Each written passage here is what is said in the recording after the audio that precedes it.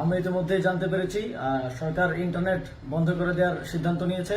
আমরা আবারও শঙ্কা করছি ইন্টারনেট ব্রডব্যান্ড সবকিছু বন্ধ করে দিয়ে আবার দেশে একটি ক্র্যাকডাউন চালানো হবে, মানুষকে হত্যা করা হবে এবং একটা হত্যাকাণ্ড চালানো হতে পারে আগের বারের মতো। সেই জায়গা থেকে আমরা আমাদের আগামী এই পুরো সপ্তাহের কর্মসূচির আউটলাইন ঘোষণা করে দিয়ে যেতে চাই। আমরা জানি না ইন্টারনেট বন্ধ হওয়ার পরে সমন্বয়কদের কি হবে, আমাদেরকে আবার তুলে নিয়ে যাবে কিনা, মেরে ফেলবে কিনা, কিংবা যে কোনো কিছু ঘটতে পারে। সেই জায়গা থেকে আমরা একটা কর্মসূচি আউটলাইন ঘোষণা করে দিয়ে যাচ্ছি। আমরা না থাকলেও আপনারা এই কর্মসূচিগুলো বাস্তবায়ন করবেন। আগামীকাল 5ই অগস্ট সারা দেশে শহীদ স্মরণে শহীদ হওয়া স্থানসমূহে শহীদ স্মৃতিফলক উন্মোচন করা হবে।